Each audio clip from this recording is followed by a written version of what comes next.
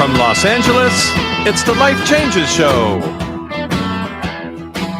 Look at the bright lights. Look at the bright lights. With tonight's guest, author of Gardening for Geeks and founder of Garden Nerd, Christy Wilhelmi. Look at the night sky. Look at the night sky. And musical guests, the Burbank High School Gentlemen's Octet and the Sirens.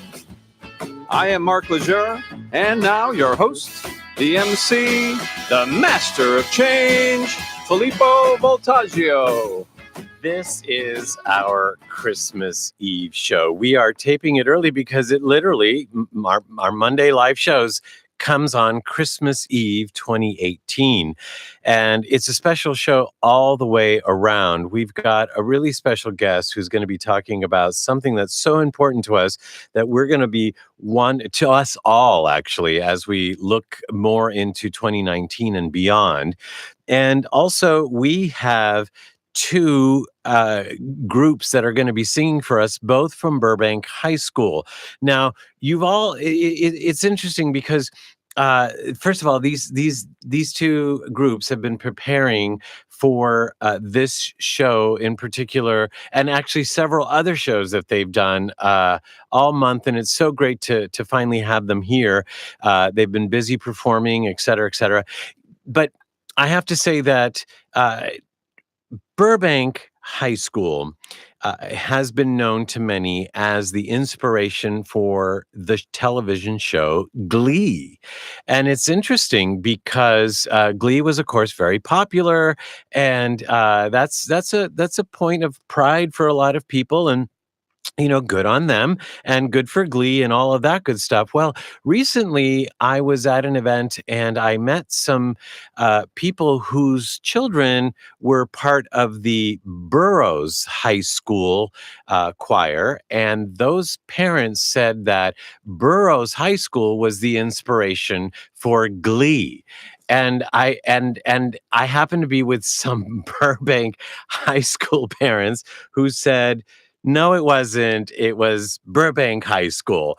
And the whole group of them got into this thing.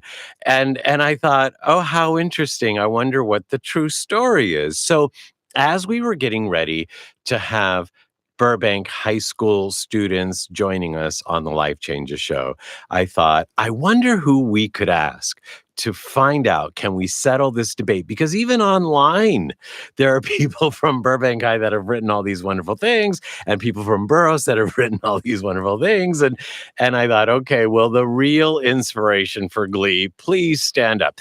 And I thought, I was inspired, actually, by what I received when I asked Aaron McGuire, who is the one who arranged some of the songs that you'll hear tonight, a couple of the songs that you'll hear tonight for this group. She said, I know somebody who was in Glee, and he also was at Burbank High in the groups like the ones you're going to be having on your show. So why don't I ask him? And so Aaron asked him, and this is the response we got from Mackie Smith. And I thought his response was so inclusive. I thought, the parents have something to learn from this kid and maybe the kids. This is what he says. Burroughs and Burbank go back and forth on whether or not the show Glee was based on them. She said, I texted someone who is in some of the episodes to get his opinion on this issue. His name is Mackie Smith, and he went to Burbank High from 2007 and 2011. This is what he said. Quote, Burbank High filmed a scene for Glee in the fall of 2008. It was supposed to be in the opening scene of the pilot, but it got cut the week before it premiered. I'm just happy it eventually made its way on screen at some point. It's really funny because every group says that they were the inspiration of Glee. Truth is, the creators of Glee based the show off of their own experiences growing up in the Midwest during show choir. There are points of inspiration that come from multiple schools. basically the creator's own experiences, but then little bits of inspiration come from multiple top show choir programs. And this is the best part. Burbank and Burroughs being in the studio's backyard and being as good as we both are. Good on you. Good on you, Mackie Smith. Gave us a special opportunity to be among the first groups that they looked at for ideas and reference. I think we could all learn from that and we could all work together. So good for Burbank High and good for Burroughs High. But tonight we have Burbank High School here with the Gentlemen's Octet and the Sirens. And of course, our guest, Christy Wilhelmi, on the Life Changes Show when we come back after this.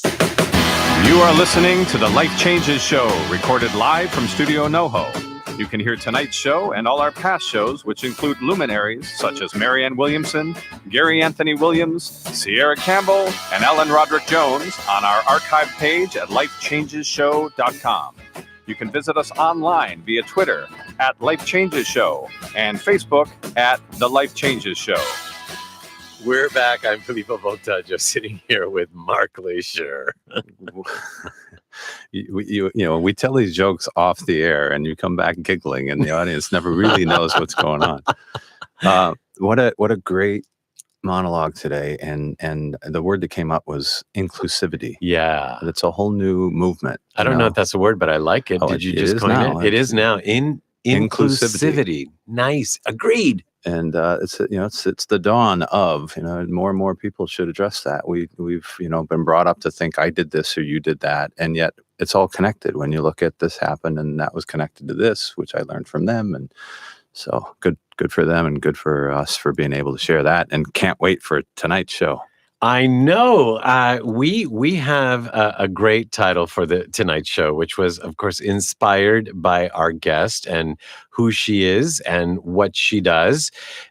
We have titled the show "Gift Giving from the Garden." Learn self-reliance, grow your own food. This being the gift-giving season, what a special opportunity we have to gift give from the garden. Our guest is the founder of Garden Nerd. We're going to learn more about that later. And Gardening for Geeks. There's a theme here. Garden Nerd, Gardening for Geeks. Cute. I like it. She is that and so much more. Christy Wilhelmi, welcome to the show. Thank you. I'm happy to be here.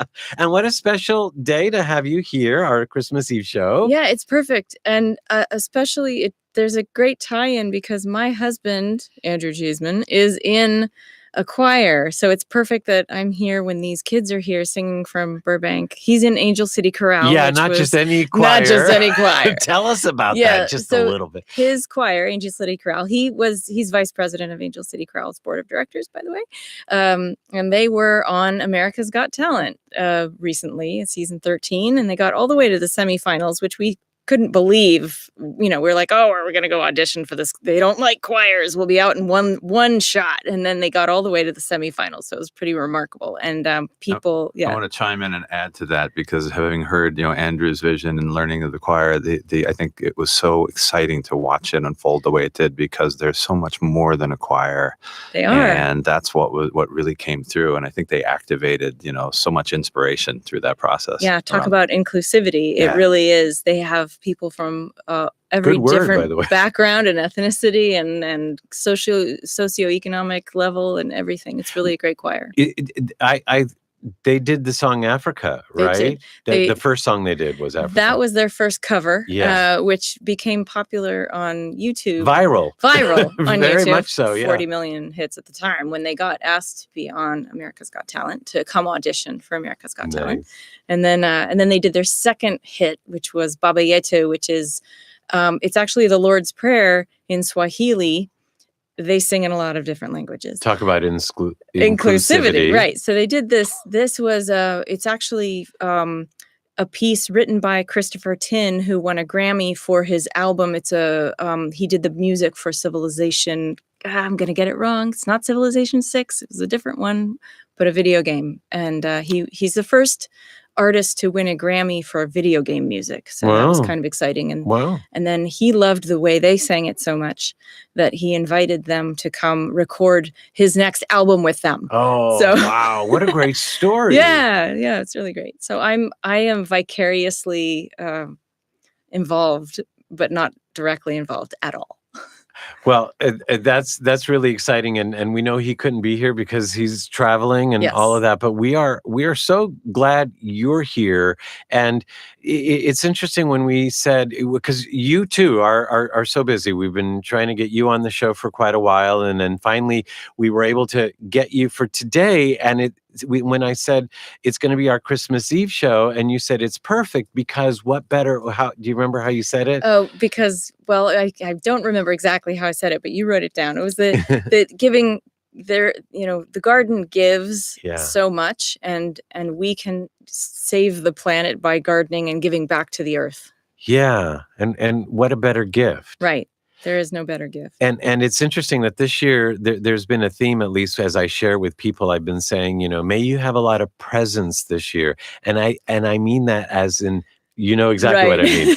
Presence, like being present. Yes. Exactly. Not ENTS, right? Yeah. So so share with us, because I first thought, wow, I'm inspired by what you just said, but I didn't know what that means. Because I don't think in those terms. Oh, yeah. Well, for me, because gardening is my world, Mm-hmm. I think about how it's connected to everything that we do. I mean, you think everybody eats, that's the one thing that we all have in common. Everybody eats. And some people don't have access to food. Some people have a lot of access to food, but everybody needs to eat in order to live. And it's the one thing that brings everyone together, whether you're a Republican or Democrat or anything.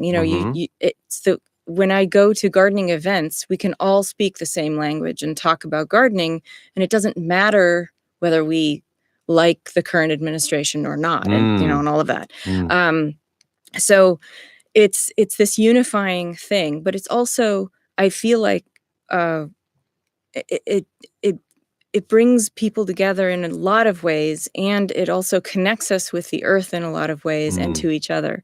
And I feel like, so we've got environmental elements, we've got health elements, we've got spiritual elements, and then the social and community elements that gardening connects us with.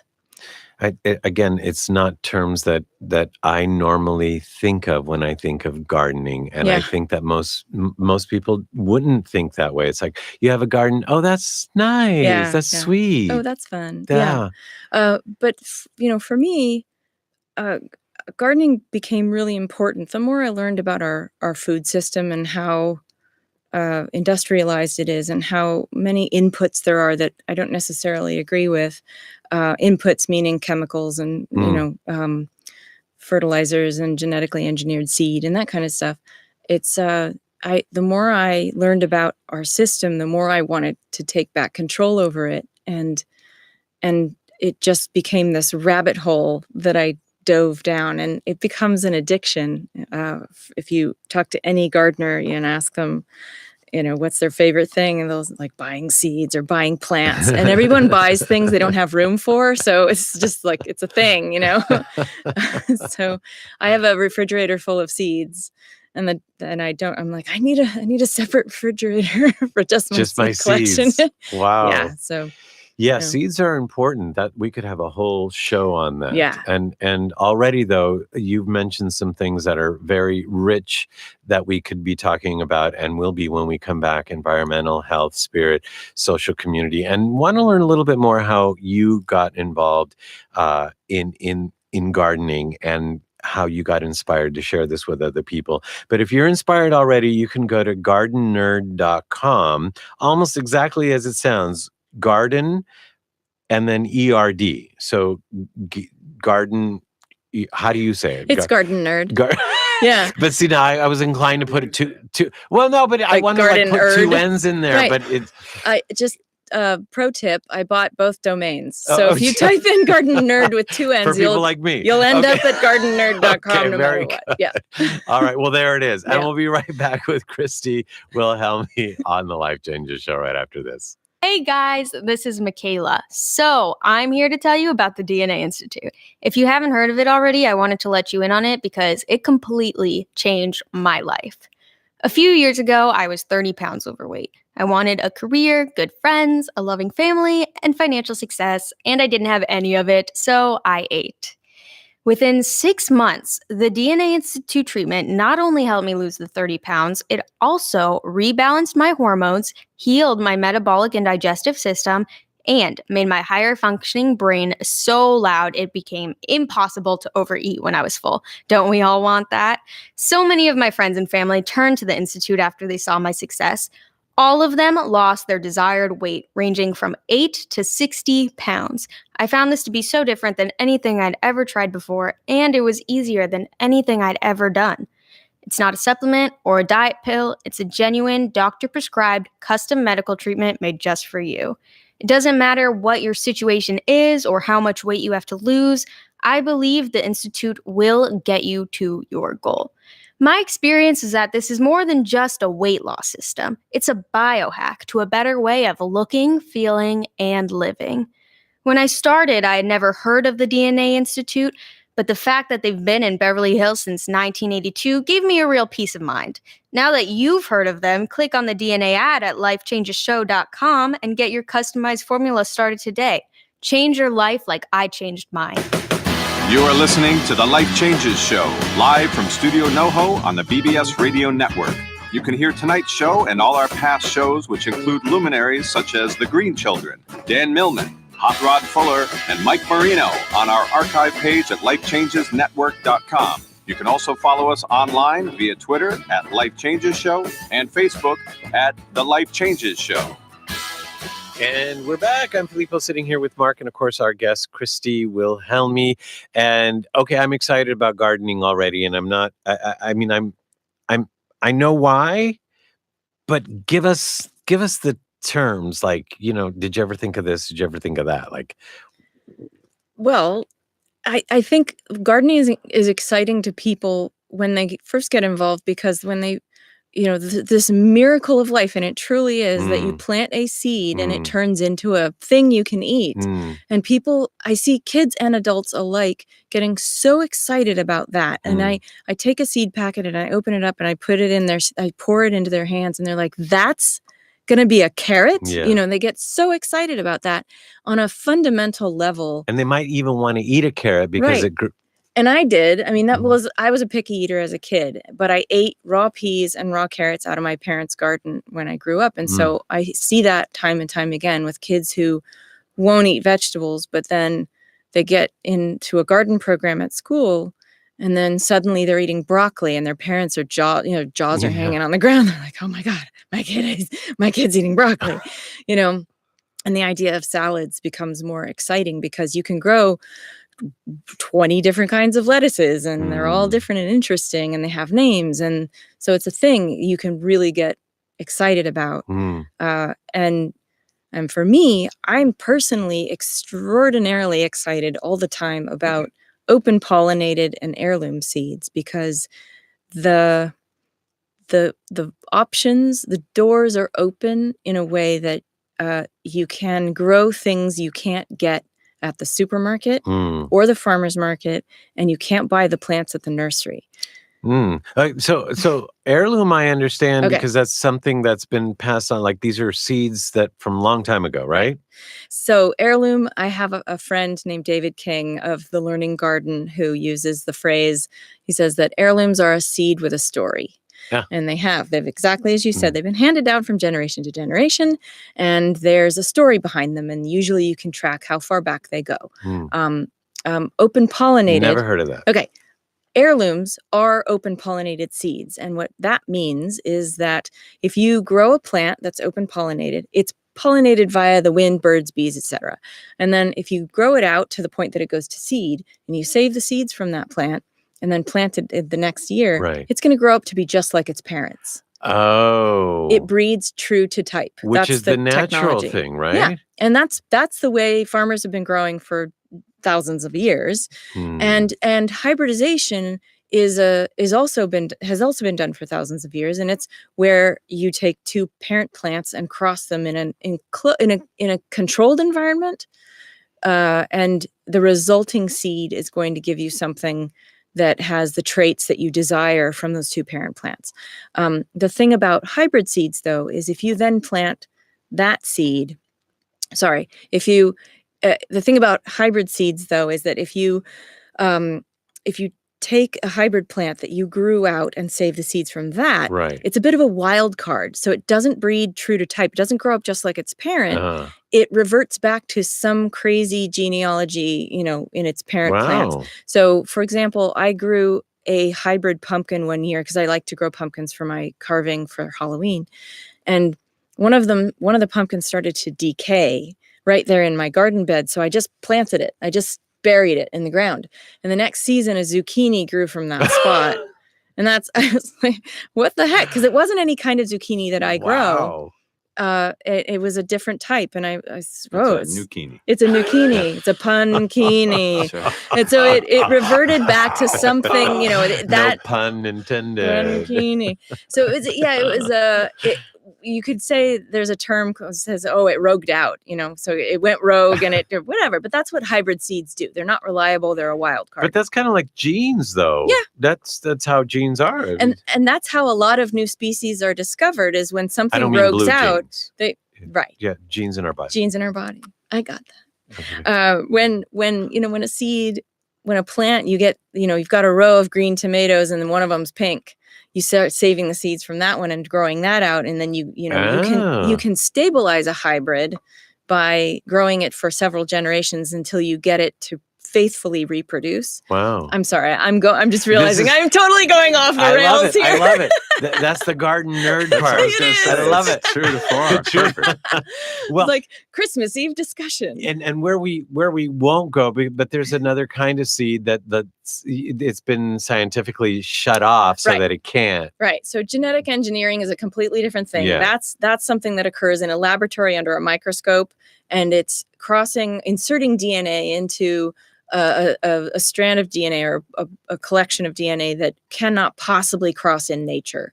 And that's where we get into issues with, possible health issues. But for me, and it ties into, when we get to the healthy part of the 4 pillars that we were talking about during the break, that was Mark, you were saying it was the 4 seeds. The 4 seeds. Yeah. The 4 seeds, yeah. The health seed is where we can kind of explore that piece. Well, we can do that now. Actually, isn't that where you pretty much started? Like, is that how you got involved or more excited about gardening?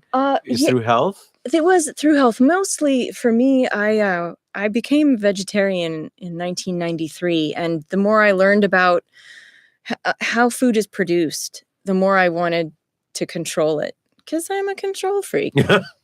And I started diving in and growing things, and it just became really important to me. You went down the rabbit hole. Yeah, down the rabbit hole for sure. And I haven't come out yet. But it opens your world when you start to understand how our food is produced. Most people don't know where their food comes from. They have no idea the kind of labor that goes into making it. And they also don't know what is available to them in terms of options to grow things themselves. And I could just go off in so many directions And here, but I actually- want to stay on target. Well, But the health part. So do you want to start with the health? I do, but and we'll come back to it because you said something most people don't know. Most people think, like I said earlier, oh, you have a garden, that's nice. But they also think, oh, I couldn't start a garden. I'm not, I don't have room. It's too hard. Right. And I specialize in what I call small space biointensive organic vegetable gardening. So Okay. biointensive is an umbrella term for growing a lot of stuff in a little bit of space. So I've done balcony gardens for people, patio gardens, little tiny gardens, because my first garden was on a balcony and then a patio. And then I got a community garden plot when I moved to Los Angeles 20 years ago. And and I'm still there. And now I'm vice president of Ocean View Farms Organic Community Garden. So Nice. that's the place where everything started. And the plots are 15 by 15. So Oh. they're small. Yeah. but it's a good size by comparison if you only have a balcony. And surprisingly, you can grow a lot on 15 by 15. Yes, you can. You can, especially if you explore biointensive methods like square foot gardening, which is probably the most accessible way of growing things. It was a book by Mel Bartholomew and a PBS series in the 70s.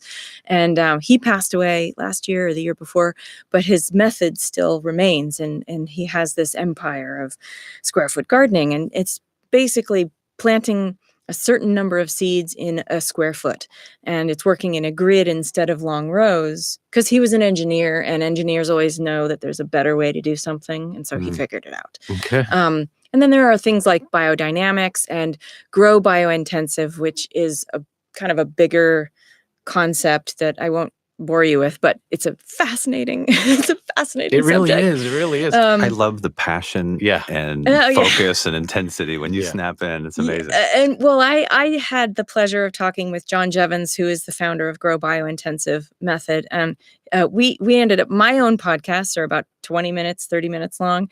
We talked for an hour and 15 minutes. And you have to chop it up. I had to cut it. I'm like, John, we have to cut it. If So, people want to know more, you're actually helping people with that. Like Yes. this is the services you provide is how they could build those gardens. Yes. Teaching them like from your podcast, from your blogs. And I teach classes. You teach classes. I teach classes through Santa Monica College 3 times a year, and out of my own home in the Garden Nerd Test Garden. Mhm. And yes, I do on-site consulting with people. I teach classes to groups. I do lectures for garden clubs and that kind of thing. And then I have design that I do. So if someone wants me to come in and design a garden for them and find the right place for it and all of that, I do that. Wow. And actually, we didn't mention, you're also author of the book 400 Plus Tips for Organic Gardening Success. Yes. So between that, the website, Gardening for Geeks, and those books are available on the website, but they're also available at Amazon and other places, right? Yes. And 400 Plus Tips is digital only because it's filled with hundreds of links to cool resources, seeds, catalogs, and web, companies. So and other people stuff can like that. click through. Exactly. Okay. Yeah. Great. And that's on Kindle, Amazon Kindle. Well, yeah, we do those 4 seeds sounds like another book being Oh, geez. Yeah, you're right. It is. but those were like, we were joking before the show, like the wise men came with 3 gifts. You've come with 4. You came with Right. environmental gifts that come from the garden or from gardening, Yeah. health, spiritual, and then social / community. So what do you mean by these as gifts? I think there are so many benefits from gardening for people and for the planet that I see them as gifts. Beyond what meets the eye. Right, beyond what meets the eye. And again, the further down the rabbit hole you go, the more you understand the impact of these things. Just the simplest thing of having a garden, even a small garden, Mhm. has an impact on the planet. Yeah, like you're inspiring me. Like for example, more bees, Yes. right? Yes. Things like that. Right. So if you plant, if even if you don't grow food, if you grow pollinator plants, like California native wildflowers, or just about any flower that has pollen, bees benefit from that. Pollinators benefit from that. And if you plant certain types of flowers in your garden, they attract what we call beneficial insects to the garden, which are things like ladybugs and lacewings and my favorite, parasitic wasps, which sounds really kind of scary, but they're like the size of a gnat, and they poke holes in aphids and lay their young inside them, which is fantastic. I see a new action series Yes. coming out, the pollinators instead of Yes. you know. Right. And so people can just grow flowers and not spray them with anything, and then you'll be helping increase pollen and habitat for pollinators on the planet. Wow. Yeah. Wow.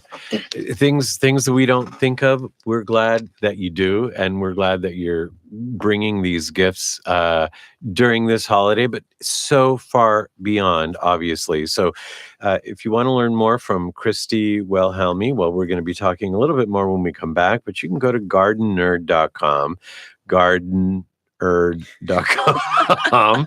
I'll give you that. What's that? I'll give you that. You can say it that way. And you could also learn from her books, 400 plus tips for organic gardening success and gardening for geeks. Again, we'll be right back with her. And when we come back a little later after that, we'll have our executive producer here, Dorothy Donahue, with her Ask Dorothy segment. And after that, the Burbank High School Gentlemen's Octet and the Sirens will be joining us for some live music here in the studio, all on the Life Changes Show when we come back after this.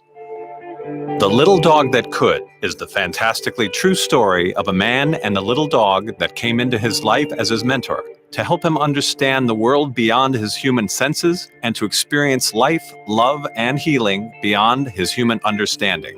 Best-selling author Filippo Voltaggio, who currently hosts the highly regarded Life Changes show, is an internationally known singer, speaker, and life coach.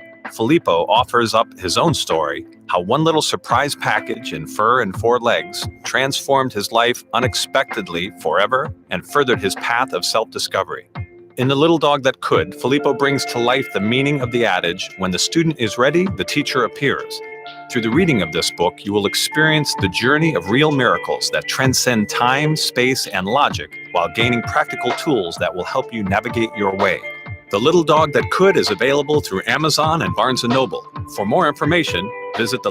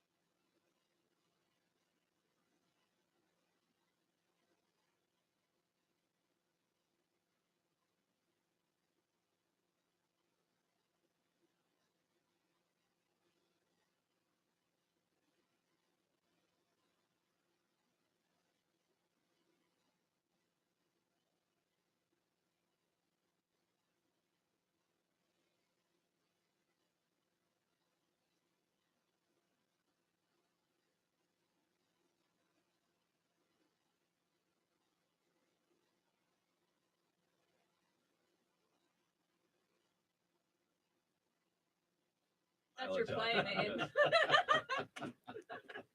Dorothy, talk to me for a second. Hello, 1, 2, 3, 4, 5, 6, 7. Okay.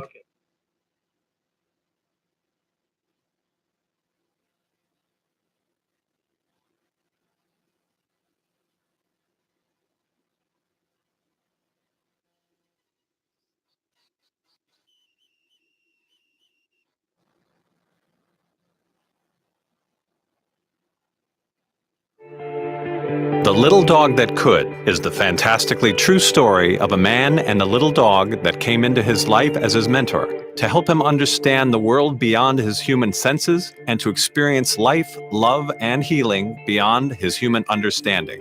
Best-selling author Filippo Voltaggio, who currently hosts the highly regarded Life Changes show, is an internationally known singer, speaker, and life coach.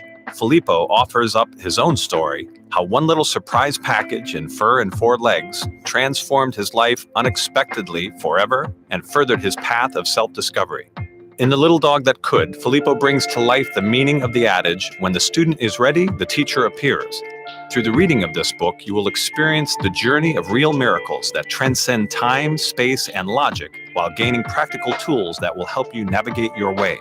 The Little Dog That Could is available through Amazon and Barnes & Noble. For more information, visit thelittledogthatcould.com. That's thelittledogthatcould.com. You are listening to the Life Changes Show, recorded live from Studio NoHo. You can hear tonight's show and all our past shows, which include luminaries such as Mariel Hemingway, Shadow Stevens, Barbara Morrison, and Kyle Cease at our archive on our website at lifechangesshow.com. You can also follow us online via Twitter at Life Changes Show and Facebook at The Life Changes Show. We're back. I am Filippo, sitting here with Mark, and we've been talking with founder of Garden Nerd and author, and she's on the board of directors and advisors of organizations. She's the real deal. Go to gardennerd.com to learn more about her. And Christy Wilhelmi, it's a pleasure being here and being here with you. I'm having a blast. We're just giggling the whole time. And in a way, I mean, I know that we could spend hours and hours talking about this. You touched upon the environmental gift of gardening, even though we could be going down that rabbit hole. You touched upon health, but spiritual and social community. Let's talk about that real quick. Sure. The spiritual connection, this is something that, we as a human race have somewhere along our journey decided that we're separate from nature. And it's a myth that we need to dispel. I heard someone say that it's an illness that we have, that we suffer from, that it's a disease. And I was like, well, that's kind of harsh. But then the more I thought about it, it really is, because it's the thing that keeps us from doing the right thing. From an environmental perspective, but it's, you hear, like, if you read old magazines from the turn of the century, is like taming the wild and and this conquering nature thing, and we somehow put ourselves above nature. When you take a look at any hurricane or fire that's come through, nature always wins. And that's what I tell my students. And so we should be working with her and not against her. And the more we do that, the more we get connected, then we make the right choices when it comes to using our resources on the planet and communing with each other. So my message to the world is we are part of nature, not separate from it. And on the social / community level, gardening provides, so much. You hear about organizations like Food Forward that go out and glean produce from fields and take it to kitchens or food pantries to distribute to people who don't have enough food. Food waste is a huge issue in our world. But the social part and the community part is that we get together and share meals. We eat together, and there's an excitement in that, and there's a wholesomeness in that, and there's I don't know about you. I'm Italian. I grew up where you show your love with food. Yes, I am Italian. Yes, I get the Filipino. Yes, so we show our love with food. That's what we do, and so getting together to share a meal from your garden, very exciting. I usually sit down and say, this is, something blah, blah, blah. This came from the garden. This came from the garden. This came from the garden. This came from the farmer's market. And it's just like, put the menu out in front of people. And so people can donate excess produce to Meals on Wheels and that kind of thing. When they're putting their gardens, when they're harvesting their garden, they can plant. There's an organization called Plant a Row, where you plant a row for the hungry. And it was started by a friend of mine, Jeff Lowenfels. And, where you have a space where you just grow a little extra food and you donate that to a food pantry. And then there's stuff like produce exchanges, where I participate in one. It's the West Side Produce Exchange. Once a month, we get together. Everyone brings their excess. Like, I have a bazillion charred leaves in my garden and a lot of arugula. And so I'll bring that. And everyone brings a bag. And you put the bags down, all the produce gets redistributed equally to each of the bags, and you come home with stash, and it's free. Oh, wow. So that's the kind of stuff I'm talking about. Yeah. When you have a garden, you also have something to barter, to trade with. So I have bees and I have chickens, so I'll trade eggs and honey for something someone else is growing, like avocados that I don't have a tree. I don't have room for a tree. So it really opens the doors up to social connection in a community way. And just to throw this out there, I've put a lot of front yard gardens in people's houses, and they say it changes the neighborhood. People stop by and they're, oh, what's that? Oh, I've never seen that growing before. What is that like? And it starts conversations, and it just changes. Try it. Yeah. And I actually, in gift giving, as we started the show, I think I would really appreciate more people that might say, here, this is from my garden, and give me something that way, instead of, I just bought this for you. Yeah. I mean, depending on what it is. I mean, for example, people who know me, I show up with a jar of honey, and I went to a baby's, not a baby, she's 3 years old, a birthday party for a 3-year-old, and I gave her purple sweet potatoes from my garden because I know she'll love them. And that's a really weird gift if you think about it. But it's special because I grew it, and it's a really unusual. And she's probably going to remember that, and we're going to probably have her on the show years from now and not know it. And then she's going to say, where it all started? This woman, when I was 3 years old, gave me purple sweet potatoes. We're like, we know her. Yeah. So Christy, this has been a lot of fun. I've had a blast. And thank you for sharing, and like Mark said, the passion that you have and making gardening fun and something that we can learn from. A couple things also came to mind. The family that gardens together stays together. Absolutely. And before we end this segment, I asked you, what do you want people to get out of this? And you said, start a garden, start composting. Save the world. And save the world. Yeah. I love it. Thank you so much, Christy Wilhelmi. Thank you. GardenNerd.com. What a pleasure. And with that, we have our Ask Dorothy segment. Dear Dorothy, my name is Sarah, and my son David and I live in Beverly Hills with my husband. David is 13 and is a wonderful young man who is brilliant and sees the world in a different way than most of his contemporaries. David is an excellent straight-A student, and he has taught himself so many amazing things by watching YouTube, and he wants to make films that inspire kids to be better people. His father is an attorney and comes from a long line of attorneys. When we are all together and my son talks of his dreams, my husband tells David to stop being foolish and to focus on a real career and follow in his footsteps and become an attorney. When this happens, David becomes upset and asks why his father doesn't love him. I have asked my husband to encourage David to manifest his dreams, and I truly believe David can do what he dreams of doing, as David has already created many amazing videos with positive messages. How can I help my son understand that his father loves him and truly wants the best for him, and that he simply doesn't know any other way to talk to him about his future? Sarah, thank you for knowing that your husband is coming from a place of love. I intuit that his wanting your son to continue his family's tradition of practicing law is the result of years of your husband loving his profession. The best way you can help your son is by explaining that his father wanting what he believes is best for David is his way of loving him. It could also be a good idea for you to find David a life coach or a counselor who can help him understand how and why people express love in different ways. Then, Sarah, You can also encourage David to continue working towards his dreams by making more and more videos while also keeping his grades up. The better he gets at doing what he loves, the better chance your husband has of seeing that he can indeed make a future as a filmmaker. I believe that once David truly understands that his father is coming from a place of love, David can then choose to not go into reaction and choose to be happy, knowing that his father simply wants the best for him. And congratulations to you and your husband for raising such an amazing young man who wants to make a difference in the world. Thank you, Dorothy. And if you have a question for Dorothy, please write her at AskDorothy@lifechangeshow.com. And we'll be right back here on the Life Changes Show with Burbank High School's The Gentleman's Octet and the Sirens right after this. There are self-help seminars costing thousands of dollars guaranteeing miraculous transformations. There are compelling speakers and life-changing weekend experiences where you can walk on fire.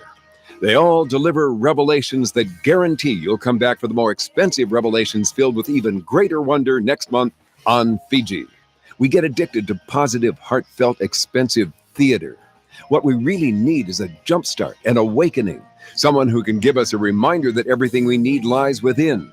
Through inspiration and practical knowledge, Dorothy Donahue helps people get grounded and motivated, inspired and energized. It's not just words and affirmations and the power of intention.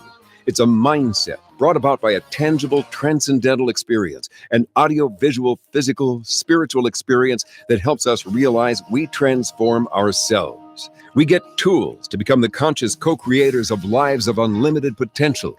Find out more. Go to DorothyDonahue.com. The Life Changes Show is a premier radio show presented by the Life Changes Network, which is a company whose team has dedicated their lives not only to positive change, but to helping others observe and embrace, honor, and even celebrate their own changes, thus enabling a more positive, inspired life and helping to create a more positive and inspired world.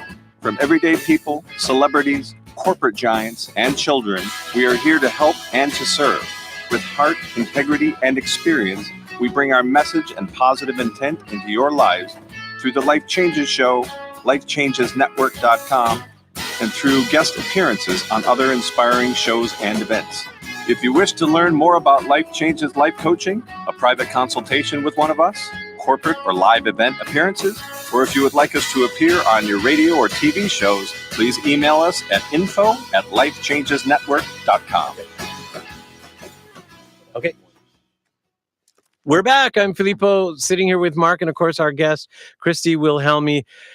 And joining us in the studio, oh my gosh, it's so exciting, Burbank High School's The Gentleman's Octet.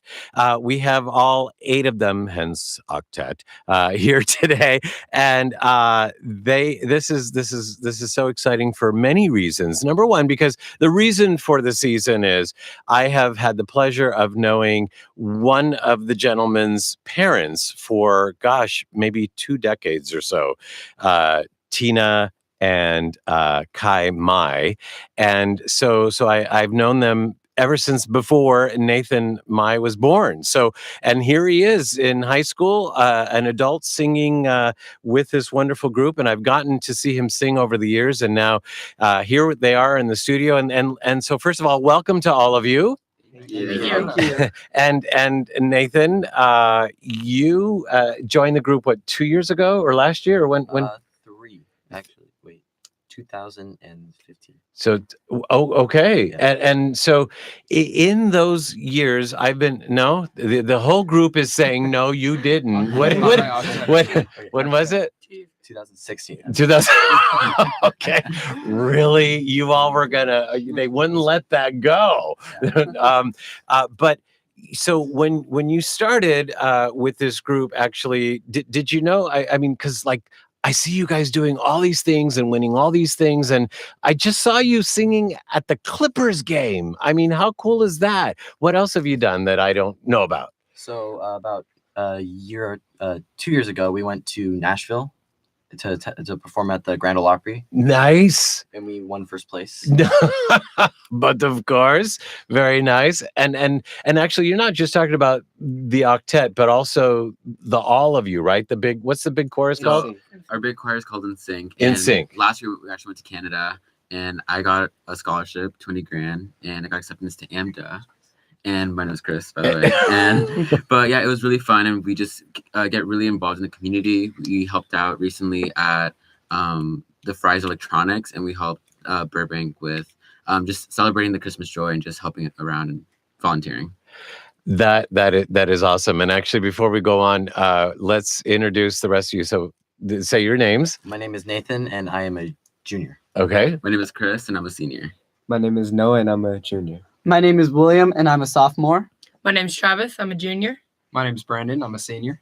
My name's Eric, and I'm a sophomore. My name's Jonathan, and I'm a sophomore. And Nathan, one more thing, actually. When you joined, you probably thought, "Oh, this will be fun to exercise my voice, or just enjoy singing." Or what did you think? Well, I thought it was just going to be like a middle school choir. I thought it was going to be way laid back, not very as exercise like. Very intense. Yeah, very intense. Yeah. We go on so many competitions and have a lot more shows and a lot more choreography, and it's just a lot more than what I thought it was going to be. Well, speaking of choreography, actually, the choreographer is standing right next to you, right? Yes. I was at the show on Friday. What was that show called? Your holiday show or something? And so I was at Burbank High School, watched the show, and it was very good. And some of the dancing was crazy. Now, that was you, Brandon? Chris, who choreographed that? Yeah, so I'm in charge of dance ensemble. So our professional choreographer, which is Randy Sage, he choreographs all our stuff, and for our competition sets, it's Randy Sage and April James, and they're the ones that usually take in charge of all of our choreography. And then for Octet, minimalistic dancing we stick to, just so we blend and sound better. And with that, we just stick to minimal movements, such as kickball change and just step touches and sways. But when it comes to a choir, it's more inclusive, since it's 50 of us, and we're all dancing and singing hardcore. Yeah, very hardcore and very cool. And Brandon, you've been in the Octet the longest? Yes. Right? 3 years. Yeah. And so how has that been? Considering I started out my sophomore year, it's been a lot of fun. I mean, you just get to see. It's like a new group every year, based off of how many seniors in the groups, moving forward and stuff like that. So you're just getting used to people's voices and what they're like, and then they graduate. Yeah, you definitely got to work with the blends. And the whole new group comes in. Yeah, and it's a brand new experience each time, and it's a lot of fun. I mean, every single time. And unless you don't plan on graduating, the others are going to experience the same thing. Yeah. I can expect them to have a lot of fun in the rest of their Octet years, so it's exciting. Well, I know that at the end of your holiday concert, graduates come on stage and join you all at the end of the song. So that means as you all leave, you'll probably all come back and do that. So we'll still get to see you at the next one. Well, this is exciting. What's the first song we're going to hear? It's a song called "Hello, My Baby." Hello, My Baby. All right. Now, I know this was arranged by Erin McGuire. Yes. So she's in charge of arranging everything. So we want to thank her for arranging this, and we'll support her pieces. Absolutely. Thank you, Erin. So here is Burbank High School's The Gentleman's Octet performing Hello, My Baby, live on the Life Changes show here at Studio No. 1, 2, 3. Hello. Hello.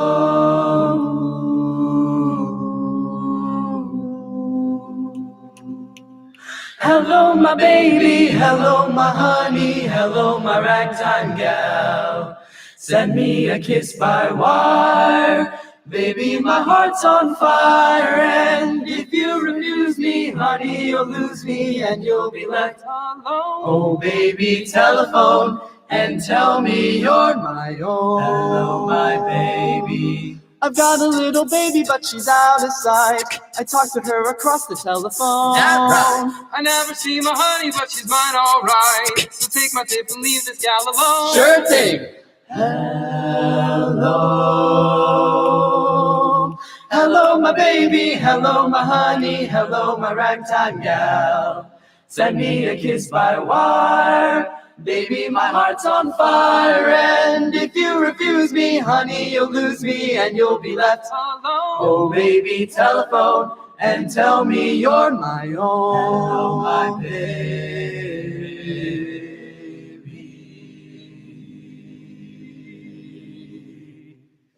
That was so awesome. Burbank High School's Gentlemen's Octet. Thank you so much. We're gonna have the Sirens come in real quick, and then we'll have you back in just a little bit. Yes, perfect. Thank you so much. Well done. Nicely done. Well, this is exciting as the gentlemen are piling out and the Sirens are coming in.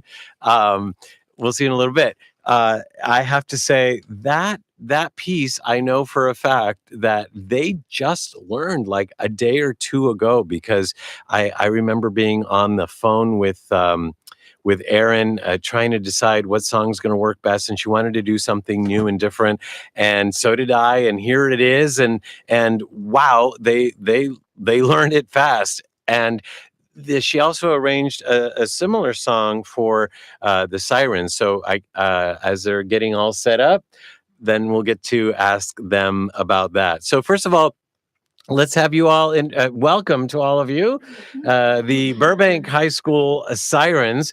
Let's have you all introduce yourselves, starting from here. I'm Allie. Hi, I'm Julia. I'm Bella. I'm Lindsay. Jasmine. I'm Mel. I'm Sid. I'm Kayla. Hi, all of you.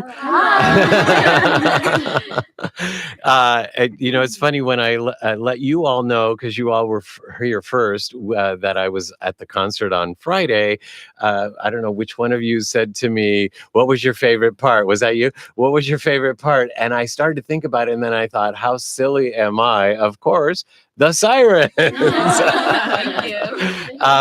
It was a lot of fun, actually. The songs and the costumes and the choreography. You all seem like you have a really good time together. Now, I have to ask you, Mel. You're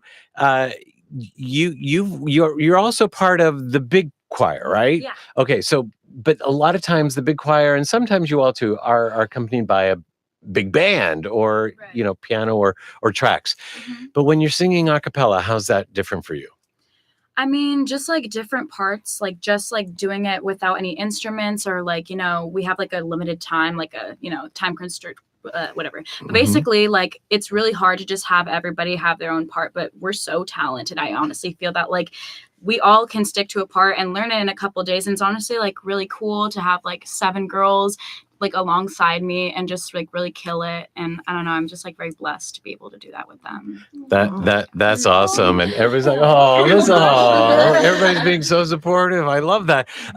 Lindsay, actually, how about you? You having the experience of, how long have you been in the group actually? I've been in it since last year. Okay. So this is my 2nd year. Okay. Yeah. So you were experiencing some trouble at first, but then like everybody supported in on that too, right? Yes. Okay. So basically, I have this condition called vocal nodules, and it's a condition where I grown calluses on my vocal cords, which like restrict me from being able to sing without rasp, and it's just really difficult because oh my gosh, so sorry. With the nodes, I have to be on vocal rest. And that's really difficult in a group like this because every part and every person is needed in this group. And when I have to be on vocal rest, it makes it hard on the rest of this group to be able to cope and work with me. But I love all of them because they support me in my condition. And here we are today, and I'm here. I sing when I have to sing. Nice. So yeah. Nice. Well, we're glad you're here today. I'm sure you all are, and we're glad that you're all here. And one last question, Bella, you're the youngest in the group. Yes, I am.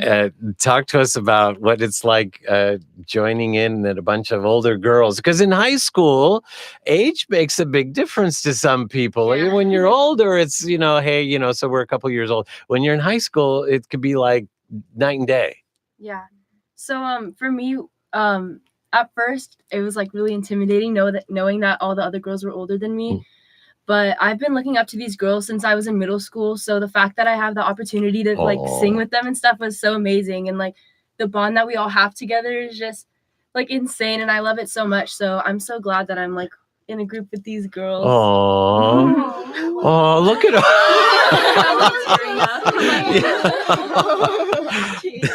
That's so great. Well, a shout out again to Erin McGuire, who arranged so she arranged a song from the 1920s, which is so cute, and it's called what?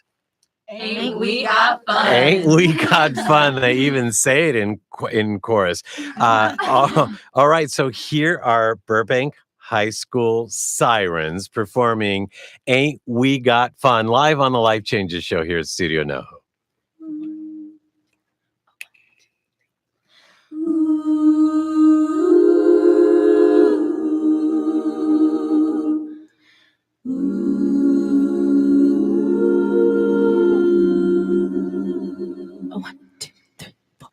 In the morning, in the evening, ain't we got fun?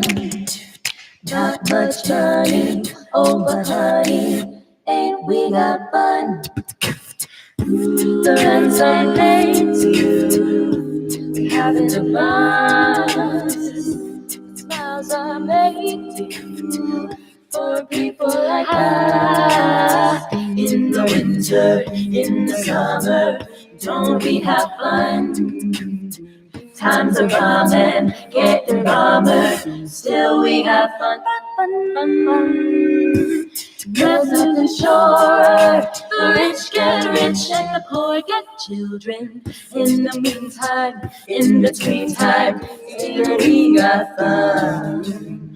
Landlord's mad and getting madder, still we got fun. Times are bad and getting badder, still we have fun. There's nothing surer, the rich get rich and the poor get laid off. In the meantime, in between time, ain't we got fun.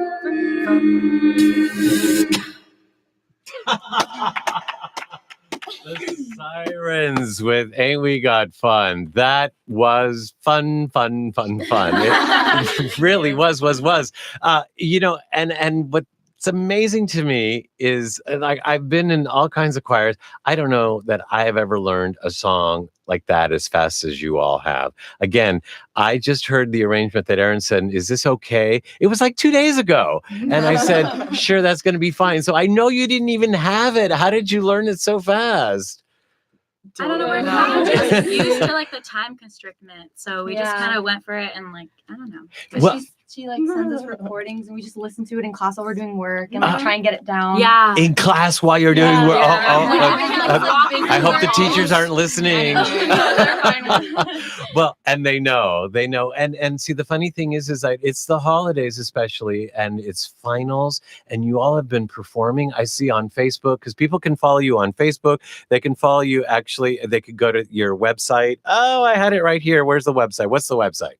Well, we have an Instagram. Okay, go. Let's get that. It's Burbank BHS Vocal, right? That's Facebook. That's for like the whole choir. That's the whole. Oh, excuse me. Okay, what is yours personal then? It's Burbank Sirens. Oh, okay. All right. We're here to promote us. Thank you very much. Okay, so Burbank Sirens. Okay, but if we wanted to throw a bone to the whole choir, do you know what that one is? BHS Show Choirs Official. BHS _ Show Choirs Official. Okay, that's important. Oh, okay. All right. Well, or they could go to just, what's the website? Is it bhsvocal.com? Okay. Yes. All right. So but the amazing thing is that you're performing all over. You're studying for finals, and you're probably, hopefully, enjoying a holiday party or two. So you're busy, and yet you all learn the song, and so we're so happy that you did it just for the Life Changes show. And speaking of, I got to enjoy the holiday concert, and one of the things I enjoyed the most was a Christmas song you all sang, and it is the holidays. This is our Christmas Eve show. Do you happen to remember what I'm talking about? Yeah. Yeah, and do you happen to like that too? Yes. No, it's your favorite? Yeah. Okay. If I remember correctly, it was Go Tell It on the Mountain, right? Yes. But a version like I'd never heard before. So if you will, here are Burbank High School Sirens performing Go Tell It on the Mountain live on the Life Changes show here at Studio No. While shepherds kept their watching over silent flocks by night, behold, throughout the heavens there shone a holy light. The shepherds feared and trembled when above the earth rang out the angel chorus that hailed our Savior's birth.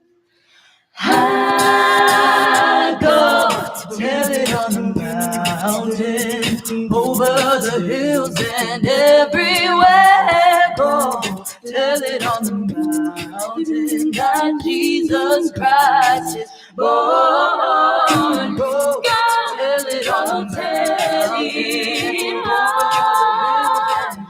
everywhere. Go tell it on the mountain that Jesus Christ is born. He is born.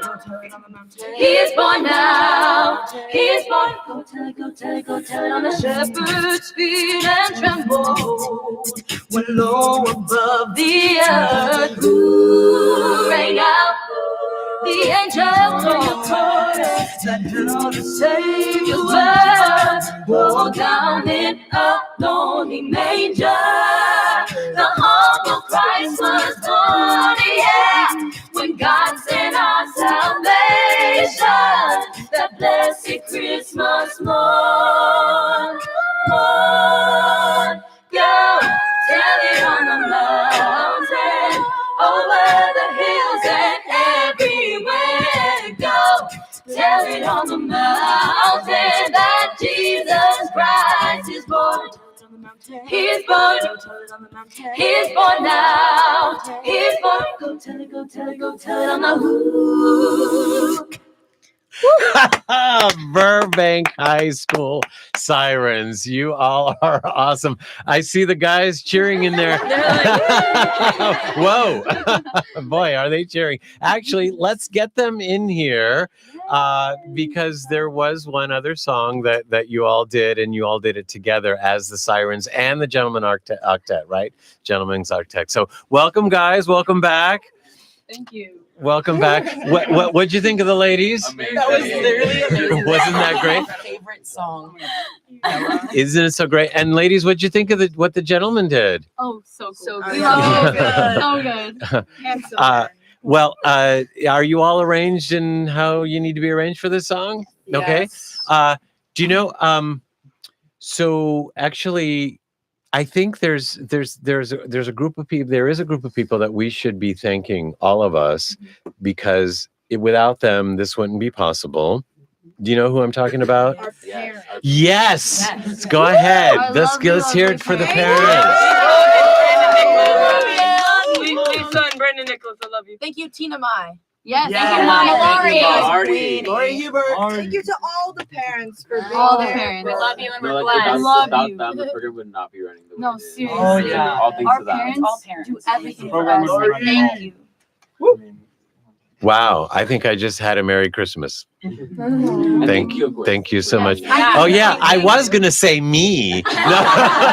No, not at all. Not at all. I was definitely thinking the parents, but I'm glad you all said it first. So more power to you. And speaking about more power, this song again, beautifully arranged and sung by all of you. This is what. Oh, come all ye faithful. Indeed. Here, I love how they even speak in choir. This is the Gentlemen's Octet, and All right, I'm going to take that again. And now, Burbank High School's gentlemen. Are y'all ready? Okay, yes. Okay. Yeah. Burbank High School Gentlemen's Octets and the Sirens performing live on the Life Changer show here at Studio NoHo. Oh, come all ye faithful.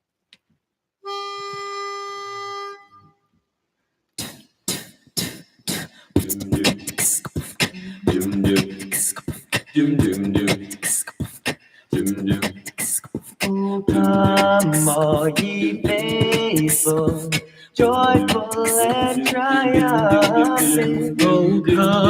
Oh come ye to Bethlehem.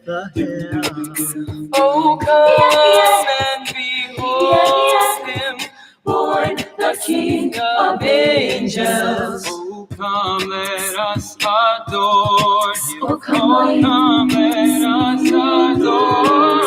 Oh, come, let us adore in Christ. Oh, come, my faithful. Oh, come, my faithful. Oh, come, my faithful to Bethlehem. Oh, come, my faithful. Oh, come, my faithful. Oh, come, my faithful to Bethlehem. Oh, sing, choirs of angels. Oh, come, my sing in exaltation.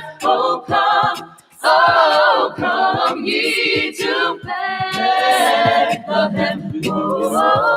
come and behold him, born the King of angels. Oh, come, let us adore him. Oh, come, let us adore him. Oh, come, let us adore in Christ. Oh, come, my faithful. Oh, come, my faithful. Oh, come, my faithful to Bethlehem. Oh, come, my faithful. Oh, come, my faithful. Oh, come, my faithful to Bethlehem. Oh, come my faithful. Oh, come, my faithful. Oh, come, my faithful. Oh, come, my faithful. Oh, come, my faithful.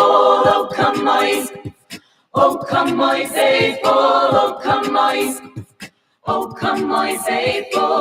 come, my faithful. Oh, come, my faithful. Oh, come, my faithful. Oh, come, my faithful. Oh, come, my faithful to Bethlehem. Oh, come, my faithful. Oh, come, my faithful. Oh, come, my faithful to Bethlehem. Oh, come, my faithful. Oh, come, my faithful. Born the King of angels. Oh, come, let us adore him. Oh, come, let us adore him. Oh, come, let us adore him, Christ. Oh, come, my faithful. Oh, come, my faithful. Oh, come, my faithful to Bethlehem. Wow. Wow, that was amazing. Give yourselves a round of applause. Awesome. Burbank High School's Gentlemen's Octet and Sirens, thank you so much for helping make this one of our most special shows of 2018. Thank you for having us. What a pleasure. And thankfully, you broke the mic only after you were done singing. No, you didn't. Here. That's okay. I don't know how that happened. No, and don't worry about it, actually. And I should mention, I didn't expect such the low voices in both the men and the women, that and then the beatboxing and all of that stuff. You're all and how you're all directing each other and working like a team. It's a beautiful thing to watch, a beautiful thing to listen to, and we wish you all the best. Thank you so much. Look forward to seeing a lot more of all of you. And that is our show. Oh my goodness. Happy holidays to everybody. Let's start by thanking Brent Hahn here at Studio NoHo for making us all sound so great and making this happen. Thank you, Brent. Thank you. And on behalf of our executive producer, Dorothy Lee Donahue, and our producer and co-host, Mark Lejeune, I am your host, Filippo Voltaggio. And our guest, thank you, Christy Wilhelmi, as well, for being such a perfect guest for tonight's show. I am your host, Filippo Voltaggio, reminding you that as your life changes like ours surely did tonight, we're here for you. Ciao, everyone. You have been listening to the Life Changes Show. Listen live every Monday night at 7 p.m. Pacific Time and visit us online at lifechangesnetwork.com, on Facebook at The Life Changes Show, and on Twitter at Life Changes Show. Join us again next week as we consciously explore and embrace the only constant, life changes. The Life Changes Network is an entertainment network. The views and opinions expressed are those of the guests and participants and do not necessarily reflect the views and opinions of Life Changes.